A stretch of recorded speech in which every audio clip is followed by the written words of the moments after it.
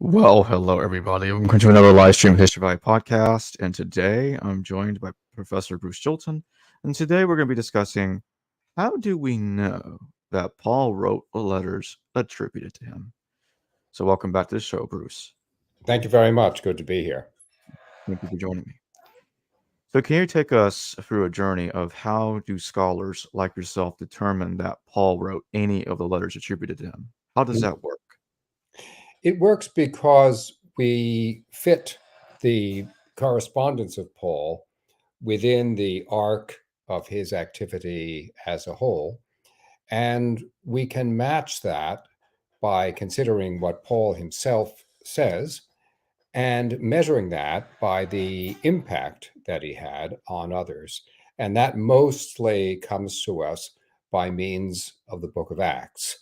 The book of Acts is a source that needs to be used carefully because it is written after the period of Paul, that is subsequent to the destruction of the temple.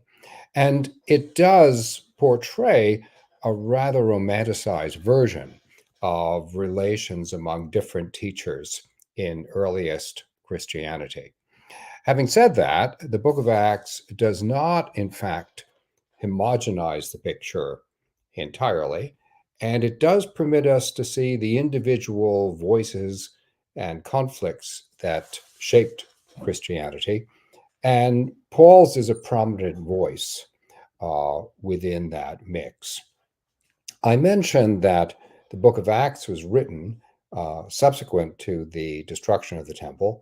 One of the features of Paul's letters, which is most intriguing and tells us both about the letters and about the purpose of Paul, is that they reflect a situation prior to the destruction of the temple and a circumstance in which Paul describes himself as being a key actor in relation to the ultimate purpose of the temple. Now, what he has to say about his place in the temple is most unusual. It caused enormous controversy in his own time.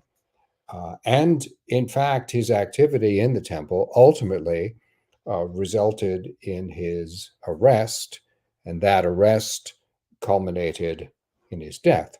So, what he says about what he wishes to do in relation to the temple is key to his correspondence, uh, to his purpose as an apostle, and to the way that others responded to him, both within Christianity and outside Christianity.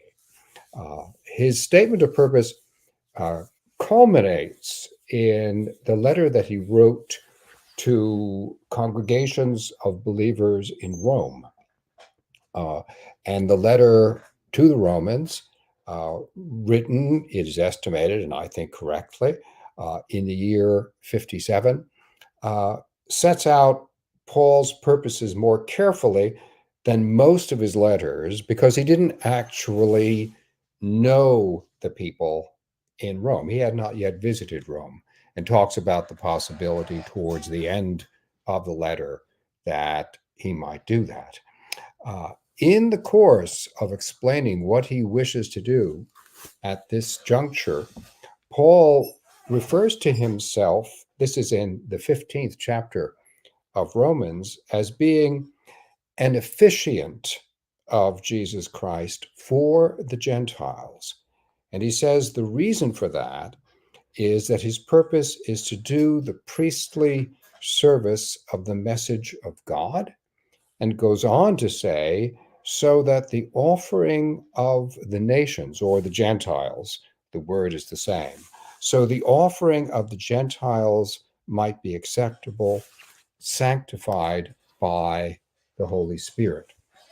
And then in chapter 15, he also explains the itinerary by which he wishes to offer a sacrifice in Jerusalem at the temple on behalf of the Gentiles. and explains that he's going to Jerusalem for that purpose and that he's taking with him the contributions of communities, he says, which are in what we would call Greece, that is, in Macedonia and in Achaia, that they have all contributed for an offering which is to benefit what he calls the saints, the holy ones, which refers to the people of God as a whole.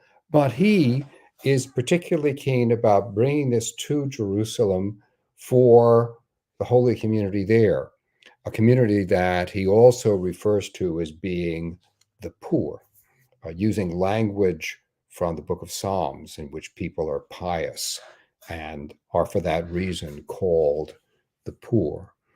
So Paul is going to Jerusalem in order to take a collection from non Jews so that he can offer that and in the temple achieve his aim, which is the sanctification of believers generally. It's exactly that activity that brings about Paul's arrest, because when he's in Jerusalem, he meets with James, the brother of Jesus. This we're told by the book of Acts, not by any letter of Paul. He meets with James, the brother of Jesus, who practices with a group of people a vow, which is called the Nazarite vow. And the purpose of a Nazarite is to abstain from anything unclean. And at the end of this long period of abstinence, usually lasting about a month, to make an offering within the temple. We know about this vow not only from biblical sources, Numbers chapter 6 is the most famous of them, but also from the Jewish writer Josephus from the first century, who speaks of people who deliberately express their devotion to the temple by means of the Nazarite vow, the vow of consecration. So Paul was acting as someone who could facilitate Nazarite vows by means of funding that came from Gentile sources. And in his mind, by doing that, he was, by means of the vow, offering the sacrifice of the Gentiles within the temple. Unfortunately for Paul, when he was proceeding to the temple with those who had been prepared for the vow, the rumor circulated in Jerusalem that he was deliberately polluting the temple by bringing in Gentiles who should not be present there. This led to a riot and ultimately to the legal proceedings that resulted in his death. Now, what's interesting about this entire activity to do with what he calls the offering of the Gentiles is that there are references in Paul's previous correspondence to exactly this project. So he speaks of it in the first letter to the Corinthians, in the second letter to the Corinthians, indeed speaks about his agreement to act on behalf of the poor in Jerusalem in his letter to the Galatians. So reference to this temple project, not just to the temple, but to the whole temple project, the offering of the Gentiles, is one of the marks of Paul's characteristic concern as an apostle. And it is a concern which only makes any sense whatever during the period when the temple still stood. So that's an indication that those letters that reflect this activity should be understood as authentically Pauline. And there are stylistic considerations concerning the kind of Greek that is written that would indicate that Galatians, First Corinthians, Second Corinthians, Romans, and probably the earliest foray, First Thessalonians, are quite clearly Pauline in the sense of being actually dictated by Paul, namely with his active involvement. Once his arrest in Jerusalem occurs, letters such as Philippians and Colossians do represent a change of style. I think they reflect the increasing presence of Paul's entourage in actually composing the letters, but they may, I think, still be viewed as being written from within the purview of Paul's own perspective.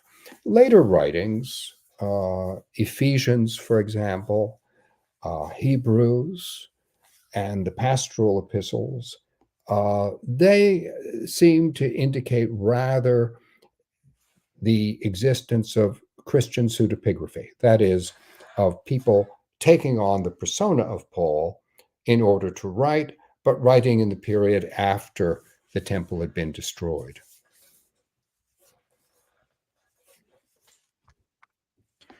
And how do scholars determine which letter was written by Paul and which one was not? Well, to some extent, this can be adjudicated by considering the way in which the letter actually addresses itself to the people who are communicated with. So, for example, I mentioned his letter to the Romans. There, from the very beginning of the letter, Paul identifies himself as Paul, a servant of Jesus Christ, called an apostle, separated for the message of God, and then refers to the way in which he has been assigned a position as an apostle to the people he's writing to, in particular because he is concerned, as he says in his letter to the Galatians in particular, with the apostolate to the Gentiles, to those who have not been circumcised. On the other hand, the first letter to the Thessalonians is actually addressed on behalf of Paul with Silvanus, that is a Hellenistic version of the name Silas and is likely the same person, with Silvanus or Silas and Timothy. So those are, I think, sometimes indications of authorship. And at times, Paul within the letter will actually refer to individuals who are helping him to compose the letter, the function of a secretary or amanuensis. In the case of the what are called the pastoral epistles, that is 1 and 2 Timothy and Titus, there we really have a different kind of genre in that these are not letters to communities, but they are letters to individuals from Paul to Timothy or to Titus, as the case may be. And they appear to have circulated on the authority of Timothy and Titus and to be resumes of Paul's teaching at a later period. And you'll notice also within them that the position taken over crucial issues such as the law are different from what we see in the earlier authentically Pauline letters. And also the typical Pauline concerns. I just referred to the offering on behalf of the saints, the dispute over circumcision, how it is that Christians are to conduct mealtime fellowship. They are notable for being, at the very best, in the background, and for the most part, not visible within the pastoral epistles. Another case where I think the line of demarcation is even clearer is in the epistle to the Hebrews, which doesn't even have an immediate salutation from the author. It is only implicitly Pauline by the way in which the letter identifies where it comes from at the very close, and also refers to Timothy, who is a kind of trademark for Christian pseudepigraphy, at the close of the letter. And of course, Hebrews is quite startling over this issue of the temple, because Hebrews makes out the consistent argument very skillfully with a command of literary Greek that is unusual within the New Testament, for the conception that the only purpose of the temple in Jerusalem had been to serve as a prophecy of the death and sacrifice of Jesus, so that Jesus' crucifixion was the realization of everything that had been built into the sacrificial system of Israel's temple. Of course, if that had been Paul's position, he would not have been engaged in the years of collection for the saints in the temple. He would not have gone to Jerusalem. He would not have been arrested and ultimately pay with his life for the attempt to enter into the temple with the offering of the Gentiles. The idea that Jesus' death completely replaces sacrifice is a characteristic Christian idea in the period after the destruction of the temple.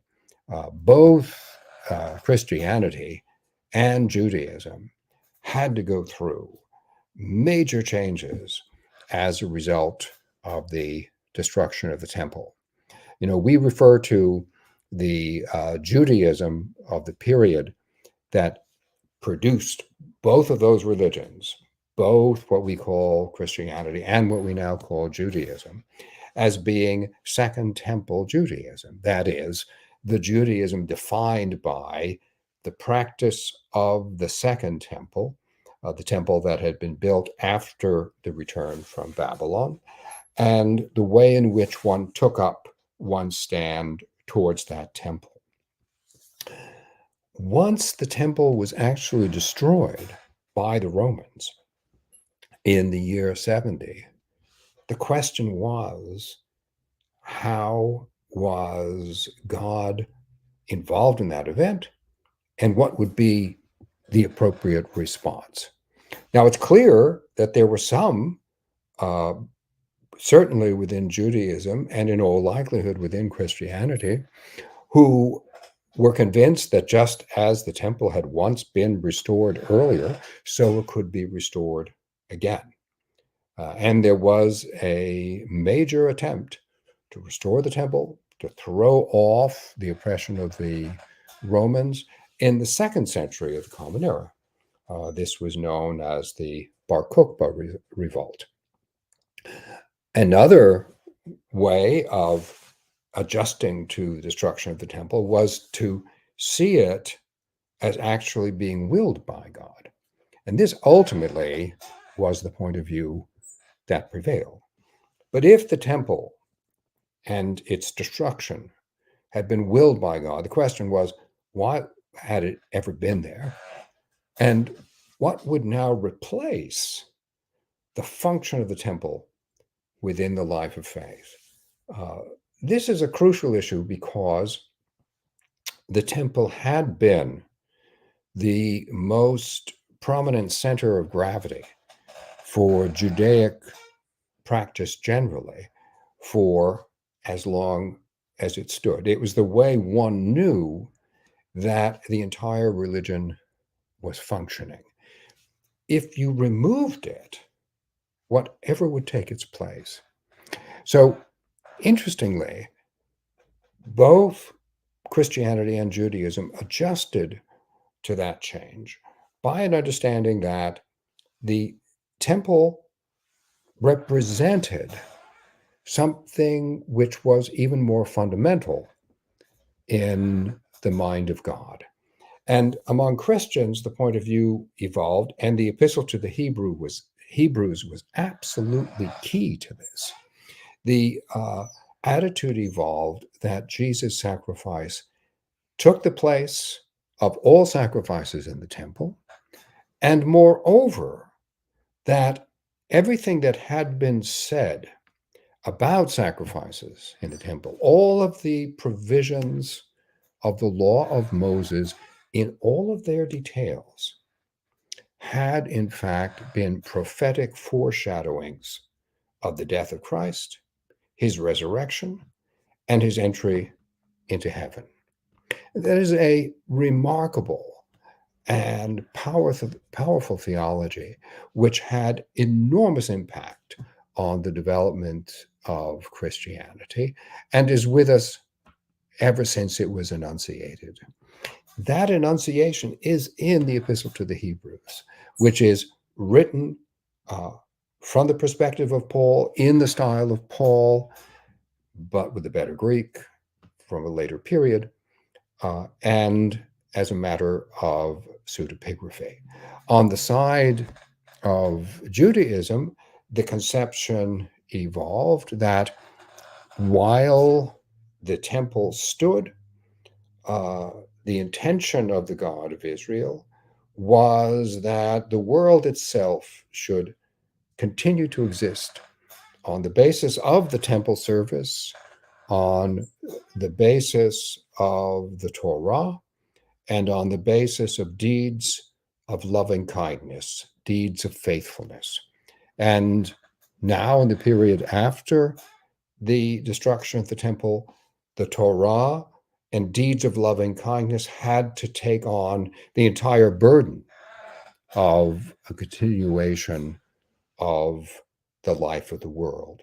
And so Rabbinic Judaism emerged with its characteristic emphasis upon a concentration upon the Torah as a pillar of practice that had to replace sacrifice in the temple during the same period in which, on the side of Christianity, the conception of Christ's sacrifice took on that replacement role.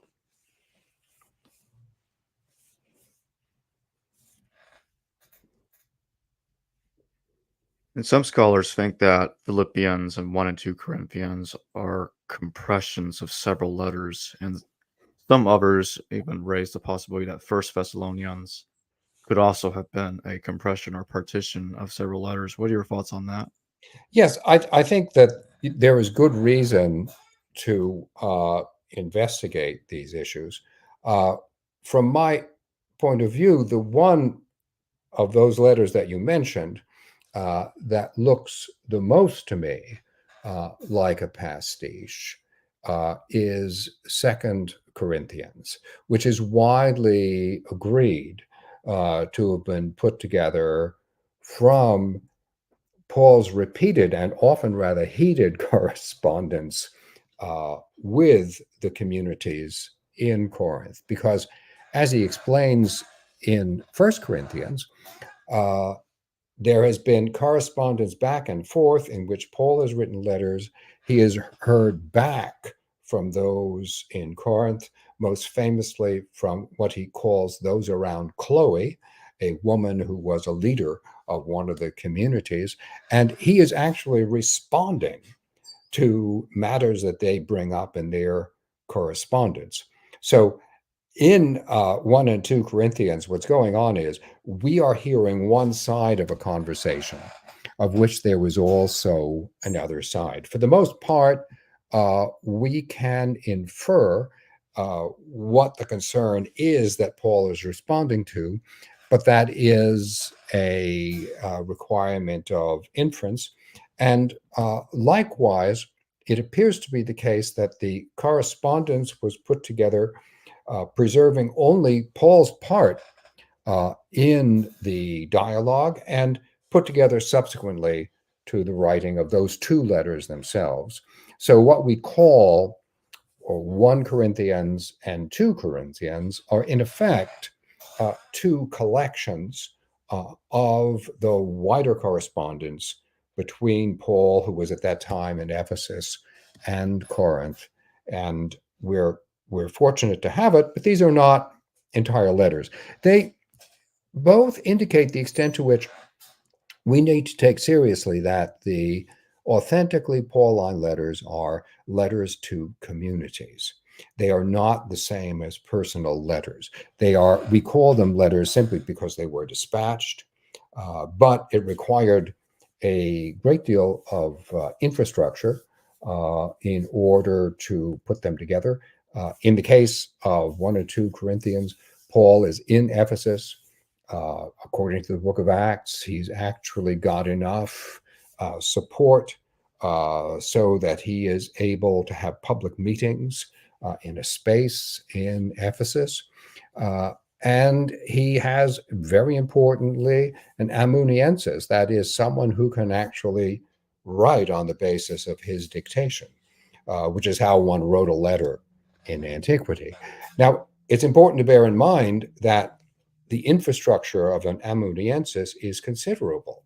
The amanuensis not only has to write it, he has to understand it, he has to transfer it to the papyrus. Then either he or someone else has to deliver the letter to the place that it's going and read it out aloud for the benefit of the community or communities, more likely, which are involved. So that gives us an indication of the complexity of the formation of 1 and 2 Corinthians. So it's not surprising that we see signs of there being a pastiche, putting together various kinds of correspondence. In the case of First Thessalonians, it seems to me that the argument for it being a pastiche is much less compelling. That is, it seems to me, First Thessalonians maintains a very good structure all the way through.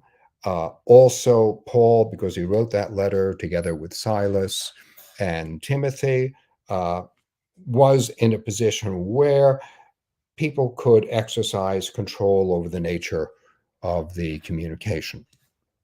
Philippians is a different story because it is written after Paul's fateful visit to Jerusalem at the end of his life, and he's in the position of writing to a community that had earlier supported him in order to ask for their help rather more personally. So the signs of emotional connection and stress at one and the same time are much clearer in Philippians, and he's writing under conditions of imprisonment. So the amount of control he has is reduced as compared to other letters. So that, in my opinion, is the reason for which there is sometimes a quality in the letter to the Philippians which amounts to the start of a thought, an interruption of that thought, and then the resumption of the thought. I think the reason for it is the particular circumstance in which Paul is writing. At a later stage, what occurs, say, in the letter to the Colossians, is that Paul's difficulties in imprisonment have become even more severe, and therefore there's a tendency for others, for people who are in support of Paul, to communicate in his name. So that in the case of Colossians, I would say the basic orientation is basically Paul's, but the writing has been taken up by his followers. In the later letters, it's really, I think, the followers who are speaking on Paul's behalf. How stable is the manuscript tradition of Paul's letters, so the transmission of Paul's letters, and how were there several interpolations into the authentic letters of Paul? The manuscript tradition for Paul is, for an ancient document, remarkably good. That is to say that we begin to get manuscript attestation in fragmentary form, but nonetheless attestation from the 2nd century of the Common Era. That is really quite remarkable as compared to other ancient writings in Greek. For example, the Greek philosophical tradition, the Greek tradition of plays, classical literature. For all of that, we have to wait for a considerable period of time before we have any kind of manuscript attestation. But in the case of Paul, we begin to get some, as I say, from the 2nd century. And when we come to the 4th century, we have the continuous copies of almost the entirety of the New Testament, including the letters of Paul, so that we have a rather rich stock of tradition, which it is possible for us to rely on. I don't think that this has resulted in any thing that could be called an interpolation, say, that you could compare to, let's say, the longer ending of Mark. Mark's gospel ends with the women at the tomb, and it closes by saying that they said nothing to anyone because they were afraid. Now, this ending was felt by many within the practice of the church just to be too abrupt, and therefore there were longer endings appended to Mark. We don't have that kind of thing going on in the case of Paul. Likewise, in the Gospel according to John, there was at a later stage appended the story of the woman taken in adultery. Now, we know that's an interpolation because it's also interpolated elsewhere in the New Testament. That's a case of a vignette about Jesus, which is very popular, which had been told at an early stage, but which wasn't a part of any gospel. And therefore, there's an attempt within the manuscript tradition to make it a part of a gospel. And we can see that process actually going on.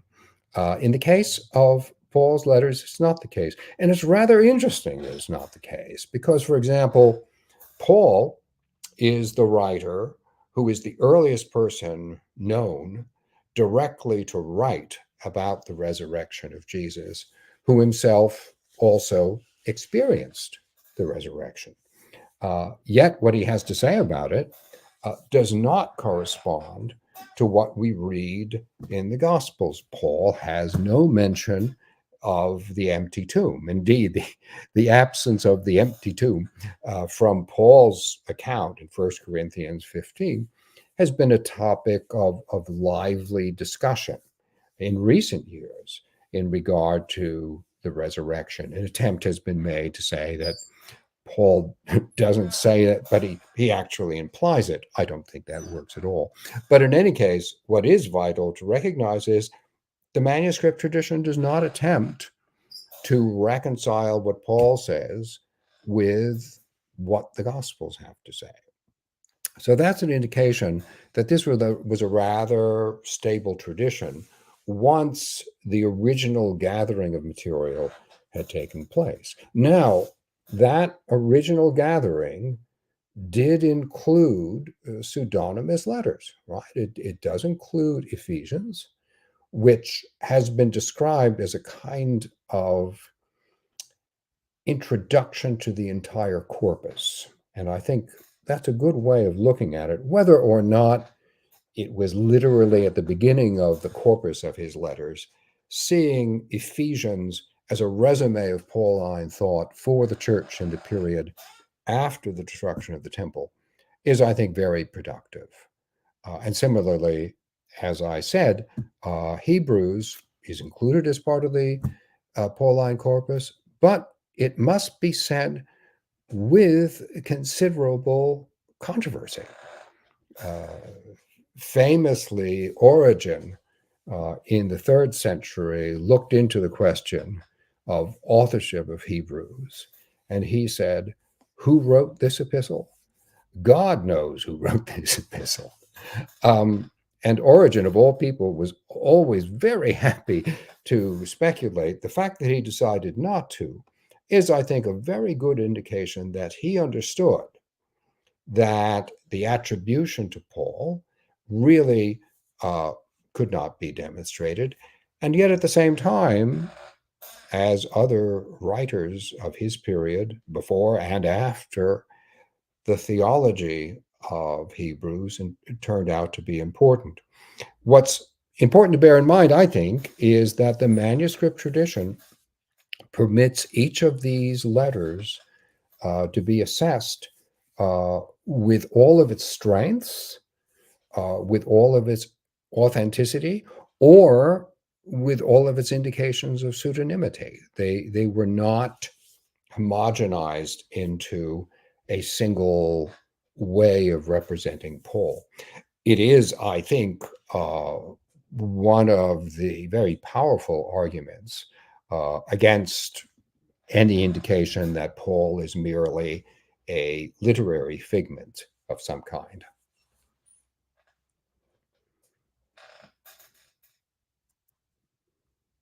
Some scholars think that the entirety of Acts, all of Acts without exception, should be totally dismissed, and they won't even use it to date Paul's letters or reconstruct any bit of Paul's life. What is your thoughts on that?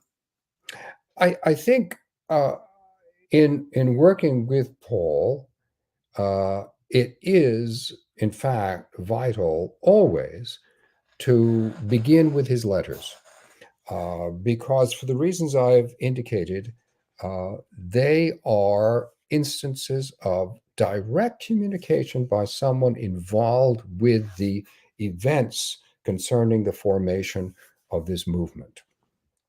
No one can claim that for the book of Acts. Without question, that is the case.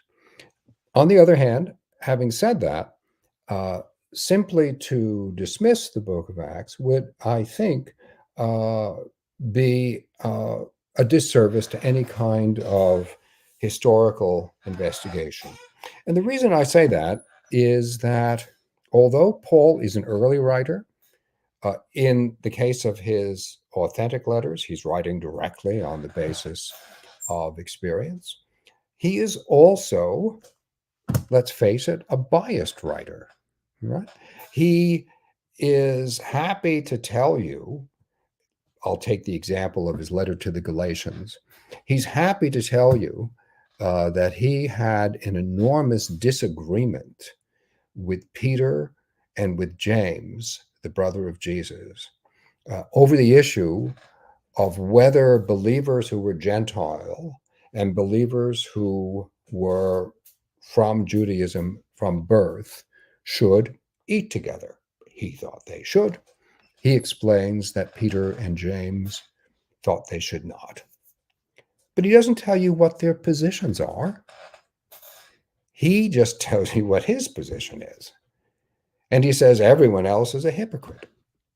He even puts Barnabas in that category, and Barnabas was the person with whom he had been involved with the apostleship that he had until that time.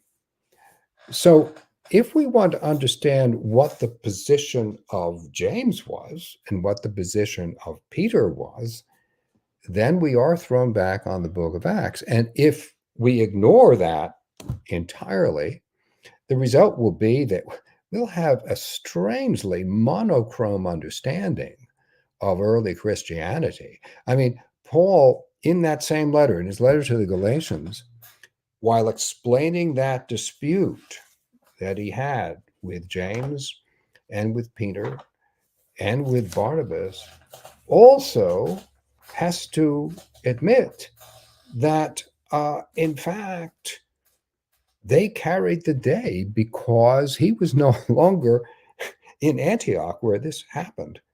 He was writing from Ephesus. And trying to convince another group of people living in Galatia, in the middle of present-day Turkey, that they should not be influenced by the positions of Barnabas and Peter and James. And Paul, again, in his letters, speaks of these figures, speaks of another important apostolic leader, Apollos, without saying what his position was.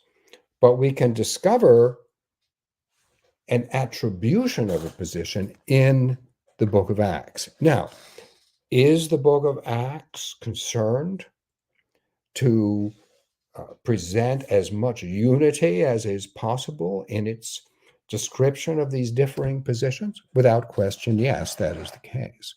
On the other hand, the book of Acts also details different theologies when it comes to Peter and James and Barnabas and Apollos. It reduces the impression of disagreement with Paul as compared to what Paul has to say. And, here I would vigorously agree with the position that says we must, where it concerns Paul's position, of course, we've got to give primary emphasis to Paul's own letters. But it would simply result in attempting to interpret Paul in a vacuum, to ignore this secondary but still historical source that we call the book of Acts. Simply seeing it, sometimes it's referred to as being, in effect, a Roman novel. Well, there's a lot to be said for that. There's a lot to be said in the narrative technique, for example, of Paul's journey back from Jerusalem when he's on the way to Rome because he's been arrested. I think that there are many features of this that read as a Hellenistic romance. And there are also moments in the book of Acts, for example, when Paul makes a speech which reflect a convention of Hellenistic historiography that goes back to Thucydides. That is, when people are presented as speaking entire addresses, which in all probability were not entire addresses, were not as polished as is presented. But I think, when you read Hellenistic sources and sources of Hellenistic Judaism, you accommodate yourself to that. You take account of it. When I wish to understand the second century before the Common Era, I do look to first and second Maccabees, but I know that they are both forms of propaganda. No question about it. But that doesn't mean that they can be dismissed. Position is similar. I referred earlier to the work of Josephus. Josephus is an extraordinarily biased source. He very much wishes to justify himself, both first in having been a member of the rebels led from Jerusalem who opposed the Romans and revolted against them, and then wants to defend himself as being a person who was entirely justified in becoming a traitor, in welcoming the Romans and becoming a propagandist for Vespasian and Titus. Josephus is a kind of moral shipwreck, but he is also a contemporary first century observer. And on many, many matters, a first-rate analyst of the events that were going on in Jerusalem. We would be very foolish to dismiss Josephus because he had an axe to grind. Of course he had an axe to grind. Many, many sources that historians read, they read with an awareness of the bias and the weaknesses of those sources.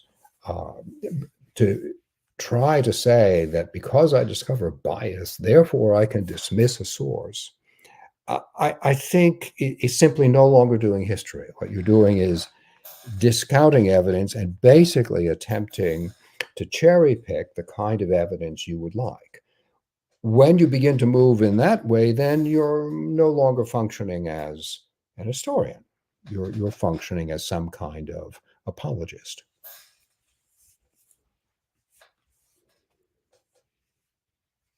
And how do we know that the author of Luke and Acts was not a traveling companion of Paul that he claims to be?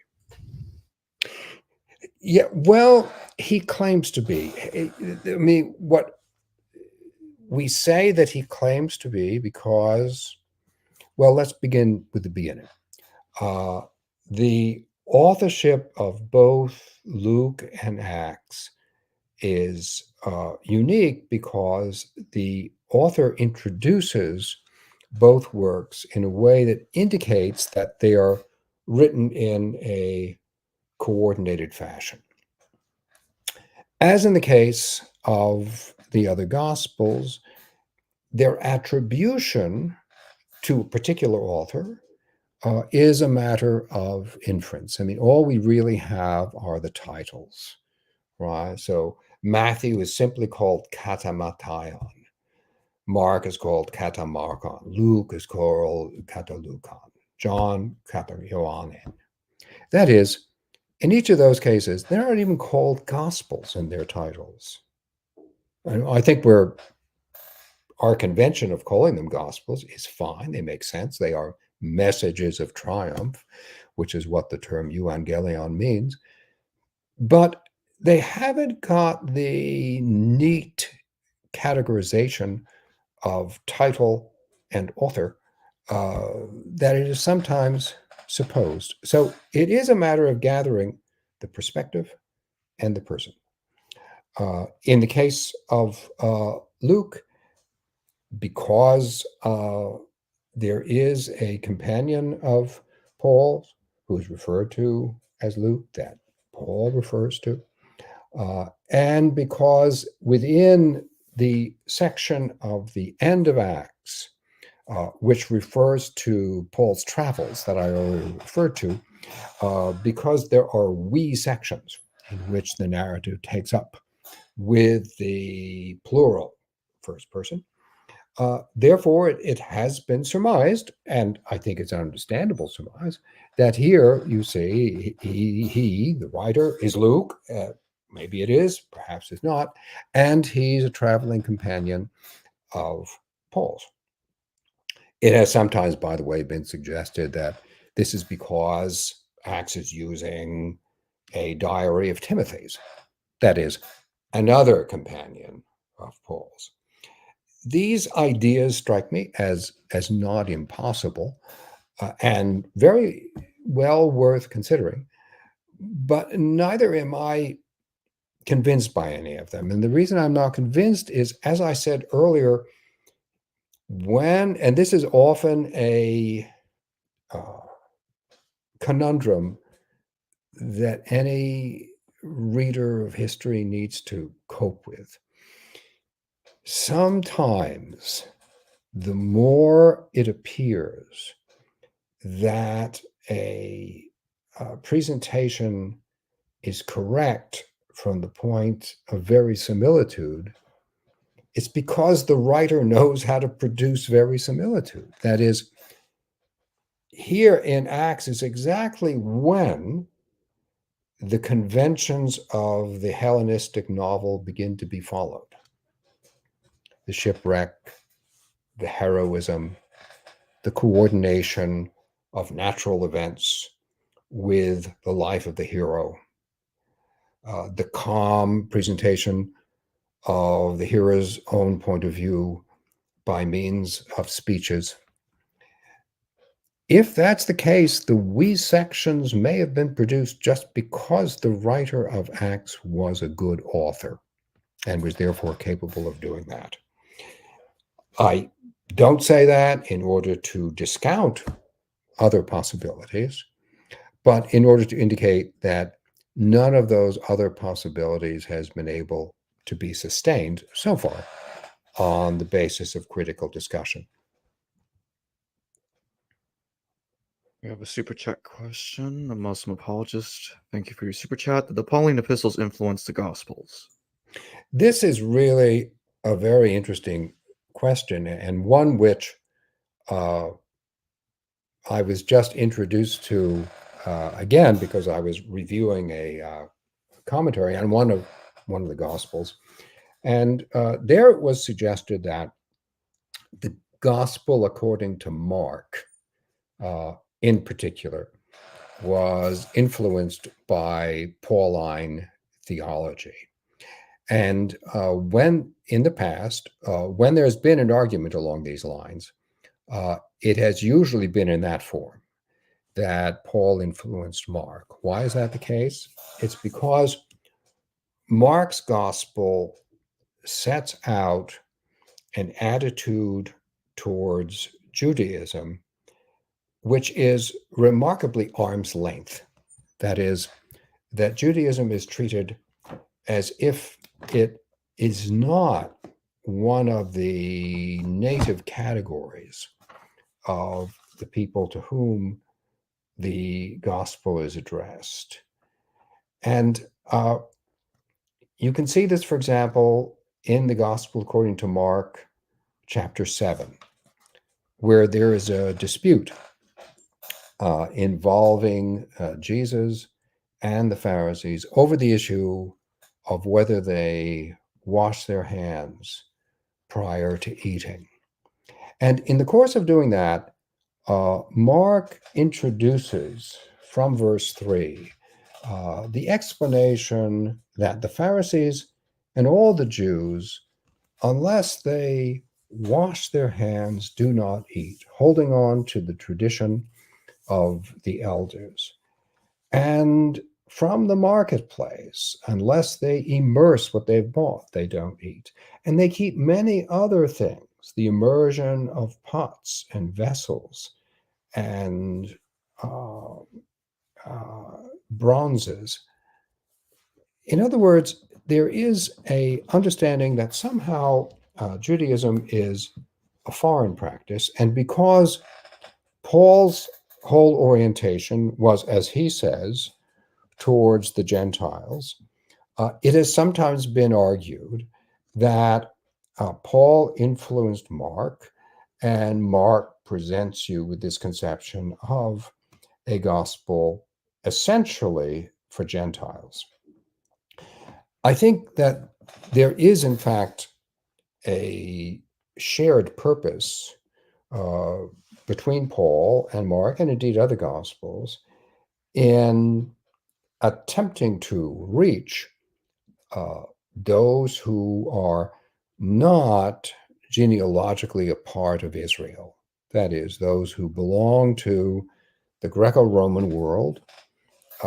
And some of those in the Greco-Roman world had already been attracted to Judaism because of its monotheism, which was a unique phenomenon within Greco-Roman experience, because of its emphasis upon ethics. Ultimately, Judaism was held by many in the Hellenistic world to be more compatible with a philosophical point of view, a more rational religion than polytheism.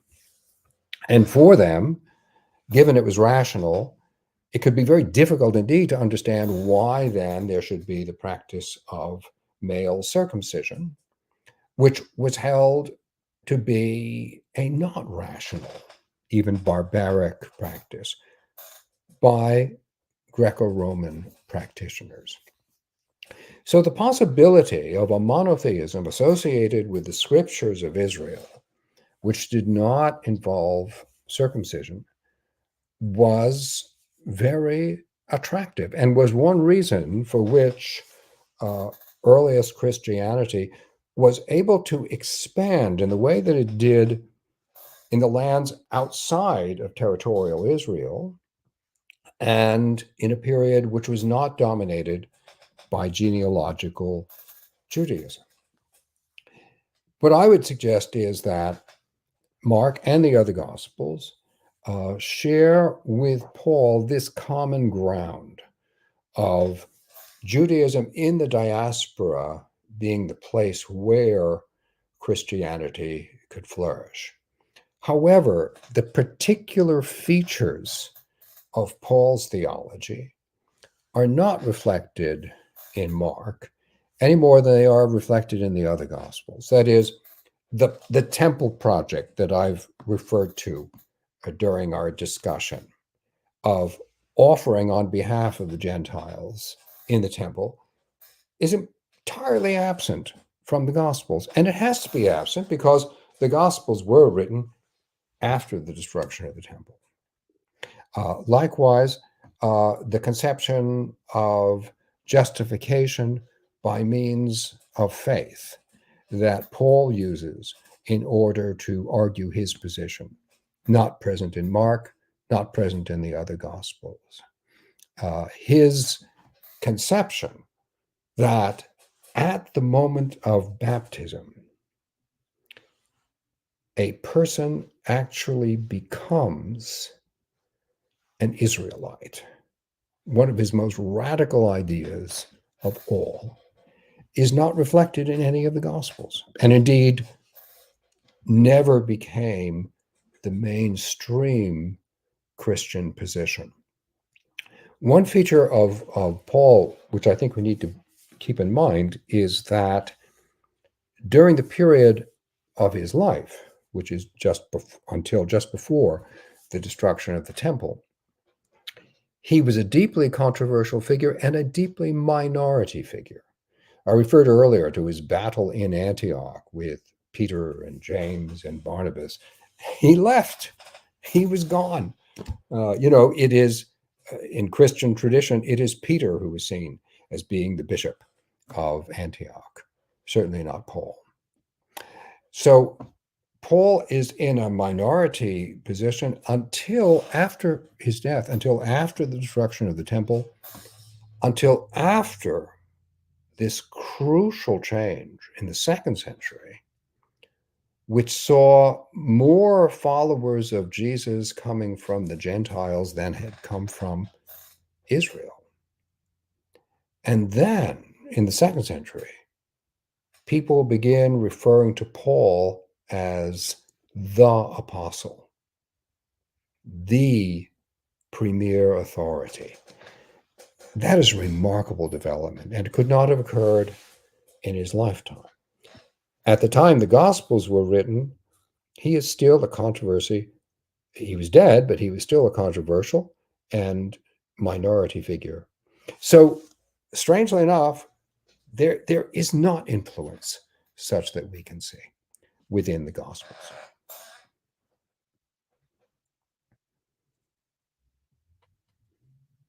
And in my closing question, did Paul the Apostle know any written sources in his time about Jesus? Oh, about Jesus, I would say not. No, he was operating at too early a moment to have written sources in regard to Jesus. He does have, he has written sources of the Bible, and it appears to be the case that he was literate, that he could act, unlike Jesus and most of the apostles, that he had been educated, that he could read, that he could make out an argument. He shows a deep awareness of the Bible in Greek, the Septuagint, which he insistently cites. At the same time, he shows some awareness of Aramaic and also of the Hebrew background of the scriptures. He also is aware of traditions in regard to Jesus. For example, I just referred to the fact that he's the earliest writer we have on the resurrection, and he refers to people before him by whom Jesus was seen, which is the way he puts it in 1 Corinthians 15. He's aware of all those traditions orally. Similarly, he is the earliest writer we have who gives us an account of the Eucharist or Last Supper. And in that account, he uses language which is emblematic of oral tradition. He says, I handed on to you what was also handed over to me. That is, this is the way in which you would form oral tradition within antiquity. Well, thank you for joining me today, Bruce. Oh, it's been a pleasure as always. Hello, viewers. Thanks for watching this video from the History Valley YouTube channel. Please don't forget to subscribe and hit the notification bell. And if any of you wish to further support this channel, please consider checking out this channel's Patreon page and becoming a patron, and or donate through PayPal or through Super Chat during your live stream. Thank you.